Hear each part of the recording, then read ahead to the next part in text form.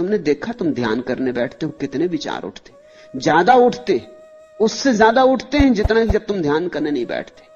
24 घंटे 1000 काम में लगे रहते हो, इतने विचार नहीं सताते। घंटे भर आंख बंद करके बैठ जाओ आसन लगा के, तुम एकदम हैरान हो जाते हो कि मामला क्या है। क्या विचार प्रतीक्षा ही करते थे कि करो बच्चों ध्यान करो, फिर तुम्हें बताएंगे।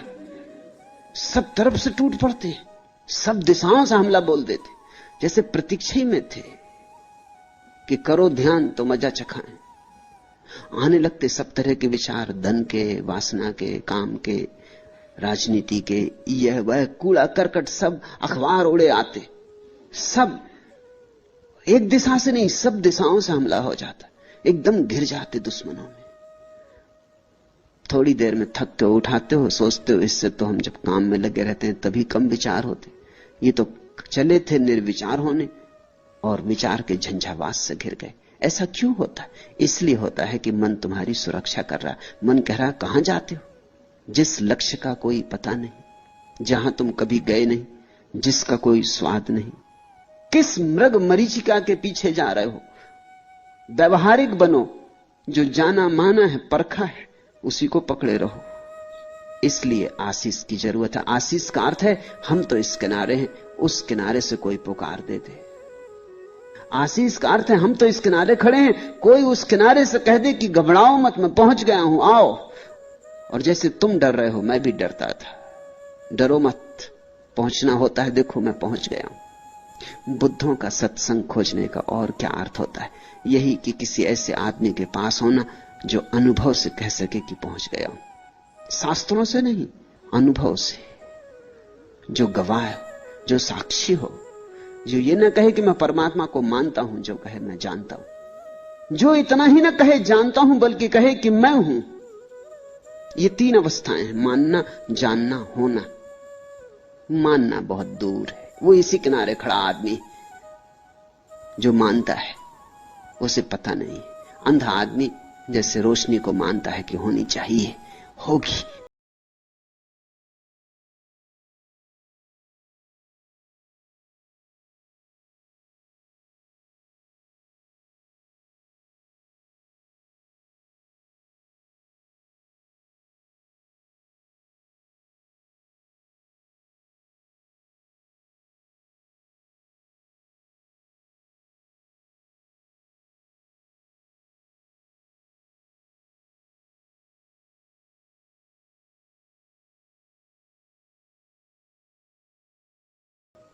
आकाश में उगा सूरज देखा, रात में घिरा आकाश चांद तारों से भरा देखा, देखे फूल, 1000 रंग देखे, आकाश में खिले इंद्रधनुष देखे, देखा सब और कहा कि नहीं है, ये जानना हुआ। इसके आगे एक और स्थिति है, जब आदमी जानता ही नहीं, आंख ही नहीं हो जाता बल्कि रोशनी ही हो जाता, जब स्वयं प्रकाश स्वरूप हो जाता। इसलिए बुद्ध को हम भगवान कहते, महावीर को भगवान कहते। जाना ही नहीं, हो गए, जो जाना वही हो गए।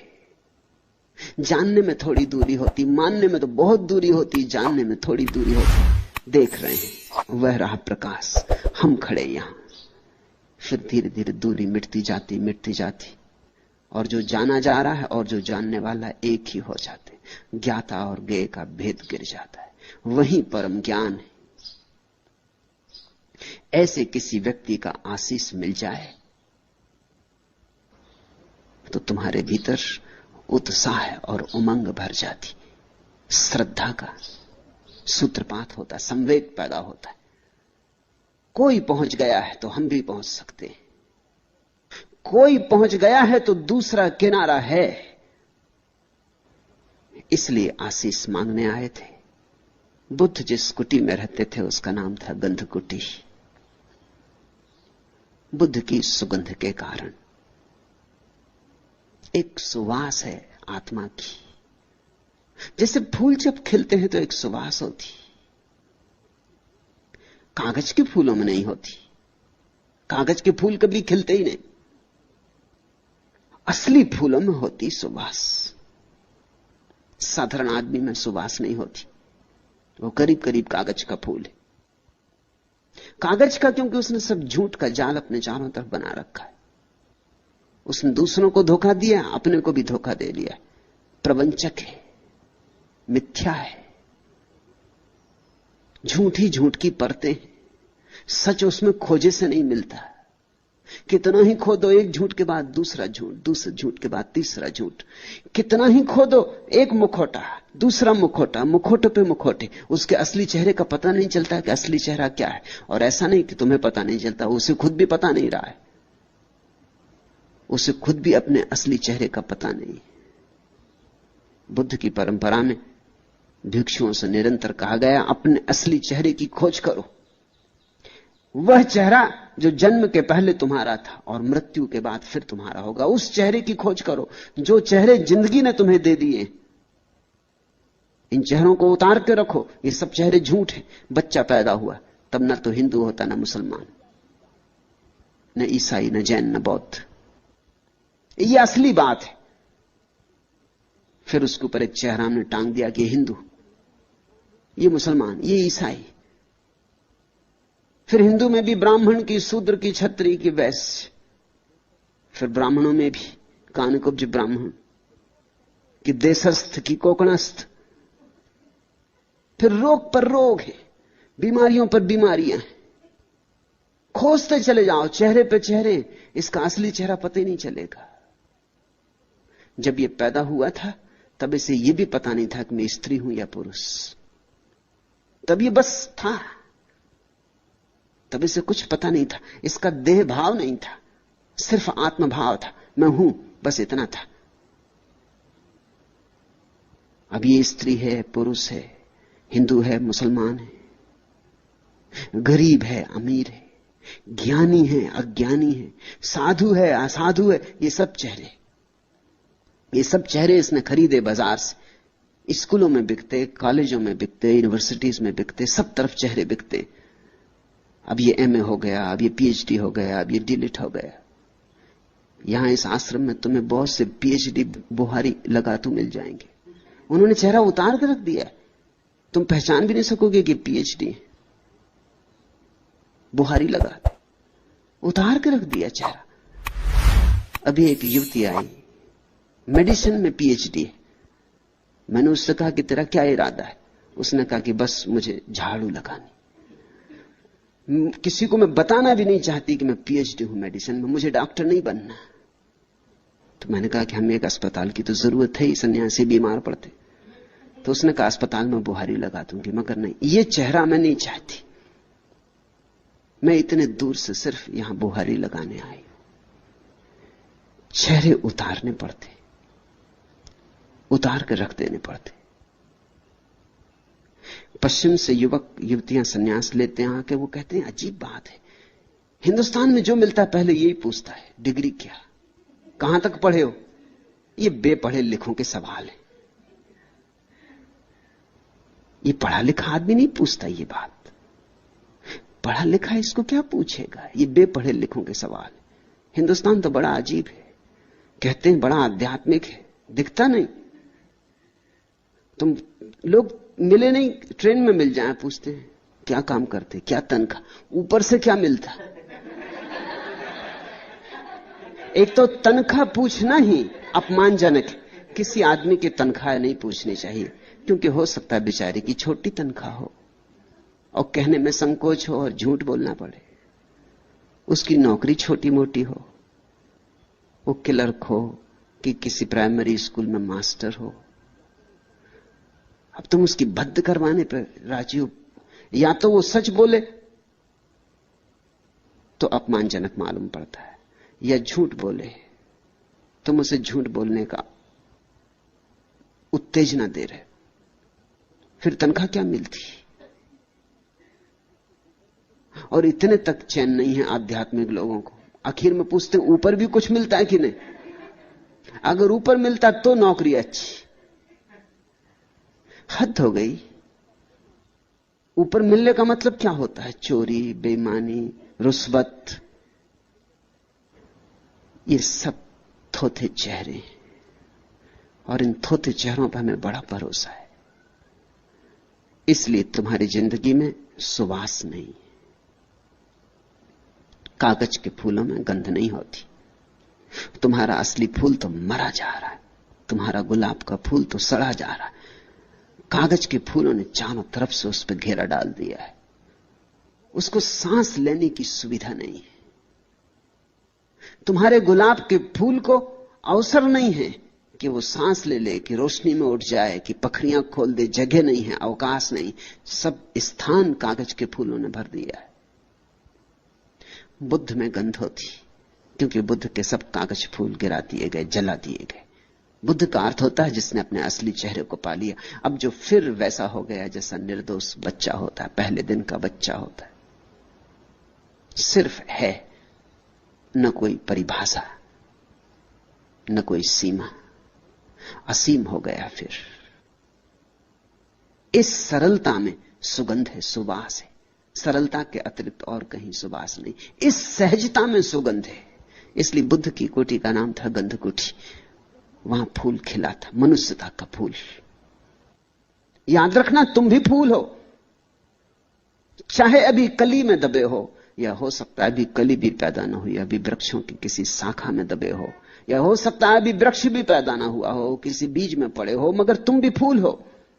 और अपनी सुगंध को खोजना है, और अपनी सुगंध को मुखर करना है, अपनी सुगंध को प्रकट करना है, अभिव्यंजना देनी। जो गीत तुम्हारे भीतर पड़ा है उसे गाया जाना है, और जो नाच तुम्हारे भीतर पड़ा है उसे नाचा जाना है। नाचोगे, गाओगे, खिलोगे तो ही परितृप्ति है। उस परितृप्ति में ही, उस संतोष में ही एक सुगंध है जो इन नासापुटों से नहीं पहचानी जाती।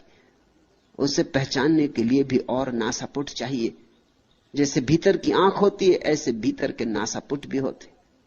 जरूरी नहीं कि तुम बुद्ध के पास जाओ तो तुम्हें सुगंध मिले। तुम अगर अपनी दुर्गंध से बहुत भरे हो तो शायद तुम्हें बुद्ध की सुगंध का पता भी ना चले। तुम अगर अपने शोरगुल से बहुत भरे हो तो तुम्हें बुद्ध का शून्य और संगीत कैसे सुनाई पड़ेगा। गंध कुटी के चारों ओर जूही के फूल खिले थे। शास्ता ने उन भिक्षुओं को कहा, भिक्षुओं, जूही के खिले इन फूलों को देखते हो? एक फूल तो बुद्ध का खिला था, मगर शायद अभी ये भिक्षु उसे नहीं देख सकते, इसलिए मजबूरी है। और बुद्ध को कहना पड़ा, भिक्षुओं, इन जूही के खिले फूलों को देखते हो? ये सुवासित फूल, इन पर ध्यान दो। इन फूलों में कई राज छिपे हैं। एक तो कि ऐसे ही फूल तुम हो सकते हो, ऐसी ही सुवास तुम्हारी हो सकती है। दूसरा, ये फूल सुबह खिलते हैं, सांझ मुरझा जाते। ऐसा ही ये मनुष्य का जीवन है। इसमें मोह मत लगाना। ये आया है, ये जाएगा। इस पे मुट्ठी मत बांधना, इसके साथ कृपणता का संबंध मत जोड़ना। ये तो आया है और जाएगा। जन्म के साथ ही मृत्यु का आगमन हो गया है।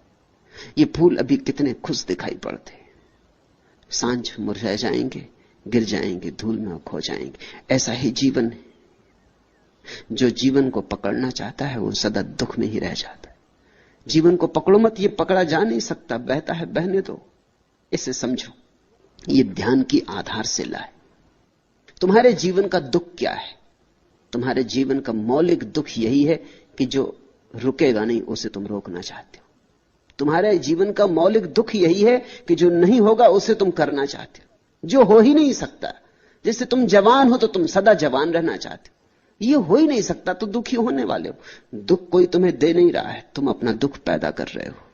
जवान को बूढ़ा होना ही पड़ेगा, इसमें कुछ बुराई भी नहीं, प्रवाह है। जवानी का अपना सौंदर्य है, बुढ़ापे का अपना सौंदर्य। और अगर बुढ़ापा तुम्हें कुरूप दिखाई पड़ता है तो उसका एक ही कारण है कि यह बूढ़ा आदमी अभी भी जवानी को पकड़ने की कोशिश में होगा जो उसके हाथ से छूट गई, इसलिए बुढ़ापे का निश्चिंत भोग नहीं कर पा रहा है। नहीं तो बचपन का अपना सौंदर्य है, जवानी का अपना सौंदर्य, बुढ़ापे का अपना सौंदर्य। और ध्यान रखना, बुढ़ापे का सौंदर्य सबसे बड़ा सौंदर्य, क्योंकि सबसे अंत में आता है। वो फूल आखिरी है। इसलिए तो इस देश में हम बूढ़े को आदर देते। सब बूढ़े आदर के योग्य होते नहीं, इसे जान के भी देते। मान्यता भीतर यह है कि अगर कोई आदमी बचपन में पूरी तरह बचपन जिया हो और जब बचपन चला गया तो पीछे लौट के ना देखा हो, दो आंसू ना बहाए हो उसके लिए। जवानी में पूरी जवानी जिया हो और जब जवानी चली गई तो लौट के ना देखा हो। वो आदमी पूरा बुढ़ापा जिएगा। उसके बुढ़ापे में प्रज्ञा होगी, बोध होगा, समझ होगी। बच्चा तो कितना ही निर्दोष हो फिर भी अबोध होता है। उसकी निर्दोषता में एक तरह का अज्ञान होता है। उसकी निर्दोषता अज्ञान की पर्यायवाची होती। वो निर्दोष है क्योंकि अभी उसने जाना नहीं है। जवानी जिद्दी होती, जवानी सपनों से भरे हुए समय का नाम है। जवानी हजार सपने देखती है और हजार तरह की विपदाओं में पड़ती। जवानी में हजार तरह की मूढ़ताएं सुनिश्चित है। जवानी एक तरह की मूढ़ता है, एक तरह का नशा है। जवानी एक तरह की मदहोशी है। जवानी में बड़ी गति है और बड़ी त्वरा है और बड़ी ऊर्जा है, लेकिन बड़ी विक्षिप्तता भी है। बुढ़ापा में जवानी की मूढ़ता गई, विक्षिप्तता गई, पागलपन गया, जवानी का जोश खरोश गया, जवानी की उत्तेजना ज्वर गया, बचपन का अज्ञान गया। जीवन के सारे अनुभव बूढ़े को ताजा कर जाते, निखार जाते, शुद्ध कर जाते। अब न वासना के अंधड़ उठते, न बचपन का अज्ञान खिलौनों में उलझाता, न जवानी की विक्षिप्तता पद धन प्रतिष्ठा की दौड़ में महत्वाकांक्षा जगाती। एक शांति उतरनी शुरू हो जाती। बूढ़ा एक अपूर्व संतोष से भरने लगता। सब जो देखना था देख लिया, सब जो जानना था जान लिया, अब घर लौटने लगता। लेकिन हमारी तकलीफ यह है कि हम में से बहुत कम लोग बूढ़े हो पाते हैं। बूढ़े हों कैसे? जो बूढ़े हैं वो भी अभी जवानी का विचार करते रहते, बचपन का विचार करते रहते, कहते हैं अरे वो दिन गजब के थे। जो आदमी ये कहे कि जो दिन बीत गए वो गजब के थे, समझना ये आदमी बढ़ नहीं पाया, ये प्रौढ़ नहीं हुआ। क्योंकि अगर वो दिन गजब के थे तो ये दिन और गजब के होने चाहिए, क्योंकि उन्हीं गजब के दिनों के ऊपर खड़े। और जब ये दिन गजब के नहीं है तो वो दिन भी गजब के नहीं हो सकते। जब बुढ़ापे में सौंदर्य नहीं है तो जवानी कैसे सुंदर रही होगी? अगर गंगा सागर में गिरने के करीब गंगा नहीं है तो गंगोत्री में कैसे गंगा रही होगी? बूढ़ा आदमी एक अभिनव सौंदर्य से भर जाता है। उसके सौंदर्य में एक शीतलता होती है, जवानी की गर्मी नहीं। और बूढ़ा आदमी फिर सरल हो जाता है, लेकिन उसकी सरलता में बुद्धिमत्ता होती, बच्चे का अज्ञान नहीं। बुढ़ापा अद्भुत है। और जो आदमी ठीक से बूढ़ा हो गया, न पीछे लौट देखता जवानी को, न याद करता बचपन को, वो आदमी अब मृत्यु में भी उतने ही आनंद से प्रवेश कर सकेगा। क्योंकि बुढ़ापे का डर क्या है कि कहीं मैं बूढ़ा ना हो जाऊं? वो डर यही है कि बुढ़ापे के बाद फिर आखिरी कदम मौत है। तो जवान जवानी में रुक जाना चाहता है, सब तरह की चेष्टाएं करता है, किसी तरह पैर जमा के खड़ा हो जाऊं, ये जो नदी की धार सब बहा ले जा रही, ये मुझे अपवाद की तरह छोड़ दे। तो दुख ही दुख होगा। सुख किसे होता है? सुख उसे होता है जिसकी जीवन से कोई मांग नहीं, जीवन जो करता है उसे स्वीकार करने का भाव है। तथाता में सुख है। जवानी तो जवानी में, बुढ़ापा तो बुढ़ापा। आज किसी का प्रेम मिला तो प्रेम, और कल प्रेम खो गया तो उतना ही शांत भाव। आज महल थे तो ठीक, कल झोपड़े आ गए तो ठीक। लेकिन दुनिया में दो तरह के मूड हैं। अगर झोपड़ा है तो वो चाहते हैं महल होना चाहिए, अगर महल है तो वो चाहते हैं झोपड़ा होना चाहिए। बड़ी मुश्किल है। आदमी जहां है वहां राजी नहीं। अगर झोपड़ा है तो वो कहते हैं जब तक महल ना मिल जाए मैं सुखी नहीं हो सकता, और महल मिल जाए तो आदमी सोचने लगता है महलों में कहां सुख है, जब तक मैं भिखारी ना हो जाऊं सड़क का तब तक कहां सुख होने वाला है। गरीब अमीर होने की सोचता, अमीर गरीब होने की सोचता है। लेकिन तुम जो हो जहां हो उसको जीते नहीं। तुम जो हो, जिस क्षण में हो, जहां हो, जैसे हो, उस क्षण को पूरे समग्रता से जी लो। उससे अन्यथा की मांग ना करो। जब वो क्षण चला जाएगा कोई अड़चन ना होगी, नया क्षण आएगा, नए क्षण के साथ नया जीवन आएगा। तो फूलों में यह भी संदेश है, और फूलों में यह भी संदेश है कि यह जीवन सदा रहने को नहीं, आज है कल नहीं हो जाएगा। इसलिए यह यात्रा है, मंजिल नहीं। यहां घर मत बना लेना। सम्राट अकबर ने फतेहपुर सीकरी का नगर बसाया, बस तो कभी नहीं पाया। नगर बसते कहां? जब तक नगर बसा तब तक अकबर के मरने के दिन करीब आ गए, फिर जा नहीं पाया। नगर सदा से बेबसा रहा, लेकिन बनाया सुंदर नगर था, सुंदरतम नगरों में एक बनाया था, और एक एक चीज बड़े ख्याल से रखी थी। एक एक चीज, एक एक ईंट बड़े सोच विचार कर रखी गई थी। जो पुल फतेहपुर सीकरी को जोड़ता है, उस पुल पर क्या वचन लिखे जाएं, तो अकबर ने सालों उस पर विचार किया था। नगर द्वार पर स्वागत के लिए क्या वचन लिखे जाएं। फिर जीसस का प्रसिद्ध वचन चुना था। वचन है कि यह संसार एक सेतु है, इससे गुजर जाना, इस पर घर मत बना लेना। फूल में यह संदेश है, यहां सब बीत जाएगा, घर मत बना लेना। घर जो बना लेता है जीवन में वही ग्रस्त है, और जो घर नहीं बनाता वही संन्यास्त है। संन्यास के लिए घर छोड़ के जाने की जरूरत नहीं, संन्यास के लिए घर बनाने की आदत छोड़ने की जरूरत है। संन्यास के लिए यहां कोई घर घर नहीं है, सभी सराएं, जहां ठहरे वहीं सराएं। इसका यह मतलब नहीं है कि सराय को गंदा करो, कि सराय है अपने को क्या लेना देना। इसका यह भी मतलब नहीं कि सराय कैसी भी हो तो चलेगा। सराय को सुंदर करो, सुंदरता से रहो, लेकिन ध्यान रखो कि जो आज है वो कल चला जाएगा। यह जीवन का स्वभाव है। तो बुद्ध ने कहा, भिक्षुओं, जूहे के इन खिले फूलों को देखते हो, ये सांझ मुरझा जाएंगे। ऐसा ही क्षणभंगुर जीवन है, अभी है अभी नहीं। इन फूलों को ध्यान में रखना भिक्षुओं। यह स्मृति ही क्षणभंगुर के पार ले जाने वाली नौका है। क्यों?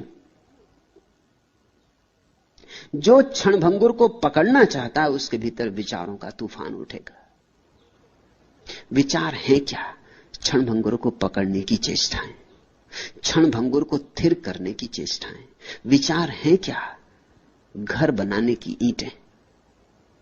इसलिए जो क्षणभंगुर को पकड़ना नहीं चाहता उसके भीतर विचार अपने आप छीन हो जाते। सार ही क्या है? जब सब चला जाना है तो इतने सोच विचार से क्या होगा? इतनी योजनाएं बनाने का क्या अर्थ है? अतीत चला गया, भविष्य भी आएगा और चला जाएगा, और वर्तमान बहा जा रहा है। जी लो बजाय योजनाएं करने के। जैसे जैसे विचार कम होते वैसे वैसे ध्यान प्रकट होता। ध्यान है निर्विचार चित्त की दशा, वही नौका है, वही पार ले जाएगी। विचारों ने बांध रखा है जंजीरों की तरह इस तट से, ध्यान ले जाएगा नौका की तरह उस तट पर। भिक्षुओं ने फूलों को देखा और संकल्प किया, संध्या तुम्हारे कुम्हलाकर गिरने के पूर्व ही हम ध्यान को उपलब्ध होंगे, हम रागादि से मुक्त होंगे। फूलो तुम हमारे साक्षी रहो। भगवान ने कहा, साधु साधु। जब भी वे आशीष देते थे तो यही उनका आशीष था, साधु साधु। धन्य हो कि साधुता का जन्म हो रहा, धन्य हो कि सरलता पैदा हो रही, धन्य हो कि ध्यान की तरफ तुम्हारी दृष्टि जा रही, धन्य हो कि इस साधना में रस उमग रहा है। साधु साधु। ऐसा कहकर अपने आशीषों की वर्षा की। तब ये सूत्र उन्होंने कहे थे, शून्य ग्रह में प्रविष्ट शांत चित्त भिक्षु को भली भांति से धर्म की विपස්සना करते हुए अमानुषी रति प्राप्त होती। जो व्यक्ति शून्य ग्रह में ठहर जाए, जो अपने भीतर निर्विचार हो जाए, जिसके भीतर विचारों की तरंगें ना उठती हो, शून्य यानी निर्विचार। जो व्यक्ति शून्य हो जाए वही शांत चित्त है। जो लोग तुम्हें साधारणतः शांत चित्त दिखाई पड़ते हैं वह शांति सिर्फ ऊपर से साधी गई है, क्योंकि भीतर तो विचारों का बवंडर चल रहा है। चुप होने से कोई शांत नहीं होता, न बोलने से कोई शांत नहीं होता, न सोचने से शांत होता है। तुम ऊपर से बिल्कुल पत्थर की मूर्ति बन के बैठ सकते हो और भीतर विचार चलते रहे, तो इस पत्थर की मूर्ति बनने से कुछ भी नहीं होगा। एक युवक दीक्षा लेने एक सदगुरु के पास पहुंचा, एक बौद्ध भिक्षु के पास। बौद्ध भिक्षु एक बुद्ध मंदिर में रहता था। जब वह युवक आया तो उस गुरु ने पूछा कि पहले कहीं और कुछ सीखा है? उसने कहा, हां, पहले मैं एक योगी के पास सीखा हूं। क्या सीखो? उस युवक ने जल्दी से पालथी मार ली, पद्मासन में बैठ गया, आंखें बंद कर ली। 2 मिनट तक गुरु देखता रहा। उसने कहा कि वह आंखें खोलो और रास्ता पकड़ो। उसने कहा, रास्ता पकड़ू? मैं आपके पास शिष्य होने आया हूं।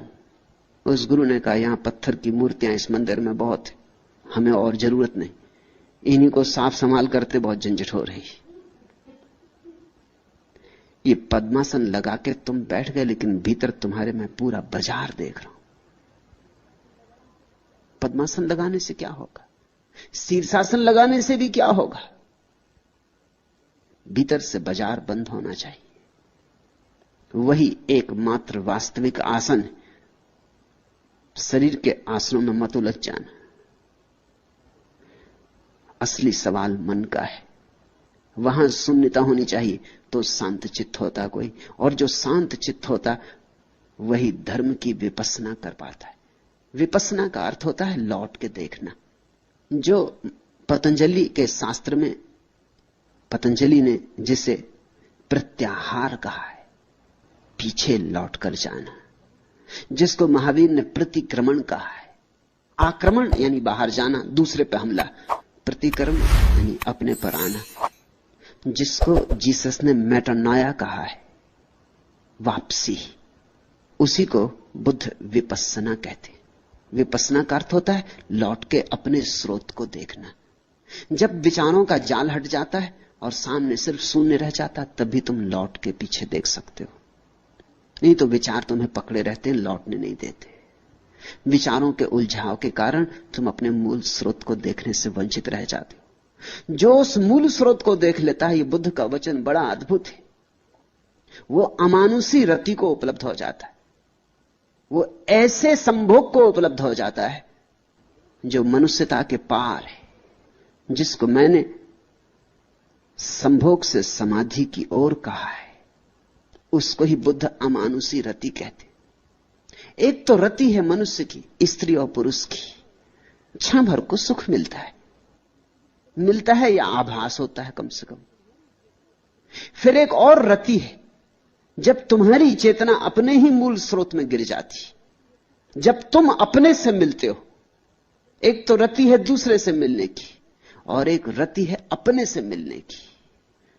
जब तुम्हारा तुमसे ही मिलना होता है, उस क्षण जो महा आनंद होता है, वही समाधि है। संभोग में समाधि की झलक है, समाधि में संभोग की पूर्णता है। जैसे जैसे भिक्षु 5 स्कंधों रूप, वेदना, संज्ञा, संस्कार और विज्ञान की उत्पत्ति और विनाश पर विचार करता है, वैसे वैसे वह ज्ञानियों की प्रीति और प्रमोद रूपी अमृत को प्राप्त करता है। एक तो अज्ञानी का प्रेम है, एक ज्ञानी का प्रेम है। धन्यभागी हैं वे जो ज्ञानी की प्रेम दशा को पालें, अभागे हैं वे जो अज्ञानी के प्रेम में ही पड़े रहें और भटक जाएं। इनके भेद को ख्याल में लेना। अज्ञान से भरा हुआ प्रेम क्या है? अज्ञान से भरा हुआ प्रेम ऐसा है जिसमें प्रेम का कोई कण भी नहीं है, कुछ और ही है, बात कुछ और ही है।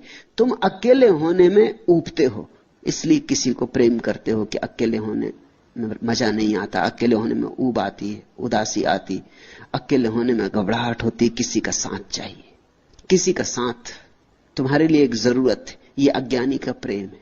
ज्ञानी का प्रेम क्या है? ज्ञानी अकेले होने में परम आनंद से भरता, अकेले होने में परेशान नहीं होता, अकेले होने में परम आनंद से भरता है। लेकिन इतने आनंद से भर जाता है कि अब उस आनंद को बांटना चाहता है, किसी को देना चाहता है। अज्ञानी का प्रेम मांगता है, ज्ञानी का प्रेम देता है।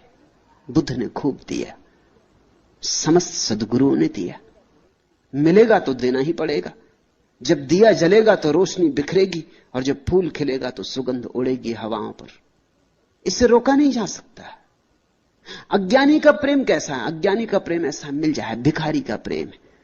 पति पत्नी से चाह रहा है कि कुछ दो, मैं अकेले में बड़ा उदास हो रहा हूं, मुझे कुछ रस दो।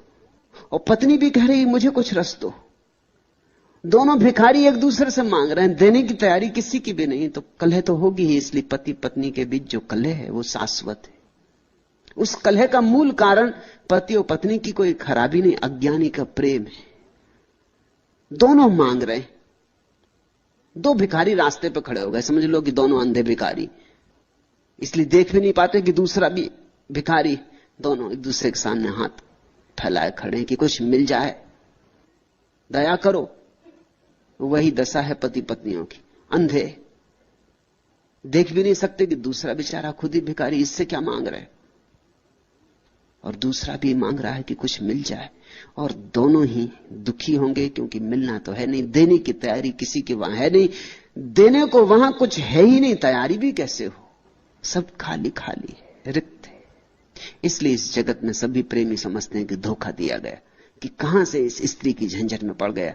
इतनी स्त्रियां थी जिनसे मिल सकता था, किसी से नहीं मिलने वाला था। तुम उनके पतियों से तो पूछो जाके कि उनको क्या मिला।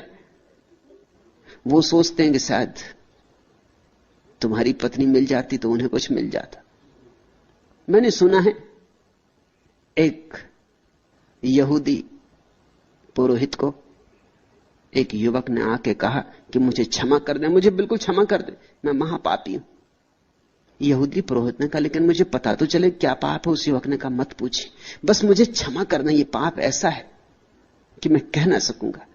लेकिन पुरोहित ने कहा तुम मुझसे कह सकते हो और बिना जाने मैं क्षमा भी कैसे कर दूं। तो मजबूरी में सेवक ने कहा कि मामला यह है कि कई बार मेरे मन में आपकी पत्नी के प्रति वासना उठती, मुझे क्षमा कर दे। उस यहूदी पुरोहित ने उसके सिर पे हाथ रखा और कहा बेटा घबरा मत, मेरे मन में भी तेरी पत्नी के प्रति विचार उठते, तू निश्चिंत रह, इसमें कुछ अपराध नहीं है, क्योंकि यह हालत मेरी भी। यही हालत है जो तुम्हें नहीं मिला है, सोचते हो शायद उससे मिल जाता। इस जगत में भिखारी भिखारियों के सामने खड़े, किसी सम्राट को खोजो, मगर सम्राट को खोजने का ढंग सम्राट होना है, इसलिए बड़ी मुसीबतें। सम्राट के पास सम्राट होकर पहुंच सकते हो, भिखारी को राजमहल में प्रवेश भी नहीं मिलेगा। सम्राट को खोजने का उपाय सम्राट होना है। अगर बुद्धों से सत्संग चाहते हो तो ध्यानी बनो, धीरे धीरे तुम्हारा सम्राट भी भीतर पैदा हो। फिर खूब प्रेम बरसता है, प्रेम ही प्रेम बहता है, प्रेम की रसधार बहती। वह वैसे ही वैसे जैसे जैसे विपस्सना को उपलब्ध होता है और जैसे जैसे देखता है संसार में सब क्षण भंगुर है, यहां कुछ ठहरने वाला नहीं, वैसे वैसे ज्ञानियों की प्रीति और प्रमोद रूपी अमृत को प्राप्त करता है। और जब देने की कला आ जाती है और देने की क्षमता आ जाती तो सुख है। सुख देने में, लेने में नहीं। तुमने भी कभी कभी जीवन में निरीक्षण किया होगा इस बात का कि जब तुम देते हो तब एक तरह का सुख मिलता है, कुछ भी थोड़ा सा भी दे दो, और जब तुम लेते हो तब पीछे थोड़ी सी ग्लानि होती है, लेने में तुम दीन हो जाते। इसलिए एक बात जानना, अगर तुम किसी को कुछ दो तो ख्याल रखना वो तुम्हें कभी क्षमा नहीं कर पाएगा, वो तुमसे बदला लेगा। इसलिए अक्सर होता है लोग कहते हैं हमने तो नेकी की, हमें बदले में बदी मिली, उसमें राज है। इसलिए ज्ञानियों ने कहा नेकी कर और कुएं में डाल, फिर उसको बिल्कुल भूल ही जा, उसकी याद ही मत दिलाना, नहीं तो जिस आदमी के साथ नेकी की वही तेरी गर्दन काटेगा, क्योंकि उसको तूने दीन कर दिया। एक आदमी आया, तुमने उसे 100 रुपए दे दिए और तुम्हारे मन में बड़ा नेकी का भाव उठा कि देखो कितना गजब का काम कर रहे हैं, इसको 100 रुपए दे रहे हैं। तुम तो गजब का काम कर रहे हो, उस आदमी पे क्या गुजर रही, वो ये देख रहा है कि अच्छा कभी मौका मिला तो देख लेंगे। तुम ऐसे अकड़े जा रहे हो, ऐसे फूले जा रहे हो। आज हम मुसीबत में हैं, ठीक है, हाथ फैलाने पड़े तुम्हारे सामने, ठीक है। वो सदा प्रार्थना करेगा कभी ऐसा दिन आए कि तुम भी हमारे सामने हाथ फैलाओ, तभी वो तुम्हें क्षमा कर पाएगा, नहीं तो क्षमा नहीं कर पाएगा। वो तुम्हारा दुश्मन हो गया, तुमने एक दुश्मन बना लिया। देना इस ढंग से कि लेने वाले को पीड़ा ना हो तो ही, नहीं तो तुम क्षमा नहीं किए जा सकोगे। देना इस ढंग से कि लेने वाले को पता ना चले, इसलिए गुप्त दान की महिमा है। देना इस ढंग से कि लेने वाले को यह ख्याल ही ना हो कि देने वाला वहां अकड़ के खड़ा था और देने में मजा ले रहा था। देना विनम्रता से, देना झुक के, हाथ तुम्हारा नीचा हो इस ढंग से देना, लेने वाले का हाथ ऊपर रहे इस ढंग से देना, ताकि लेने वाले को ऐसा लगे कि लेके उसने तुम पर कृपा की है, अनुग्रह किया। फिर तुम्हारे लिए कभी नेकी के बदले में बदी नहीं मिलेगी। जिसके भीतर देने की पात्रता आ जाती है, पात्र भर जाता है प्रेम से, उसी के भीतर प्रमोद होता है। प्रमोद है देने का आनंद। सबसे बड़ा आनंद है इस जगत में देने का आनंद, और सबसे बड़ी देने की चीज है इस जगत में ध्यान। नंबर 2 पर प्रेम।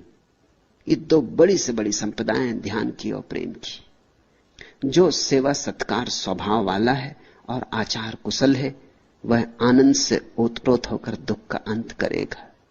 जैसे जूही अपने कुमलाए फूलों को छोड़ देती, वैसे ही है भिक्षुओं, तुम राग और द्वेष को छोड़ दो।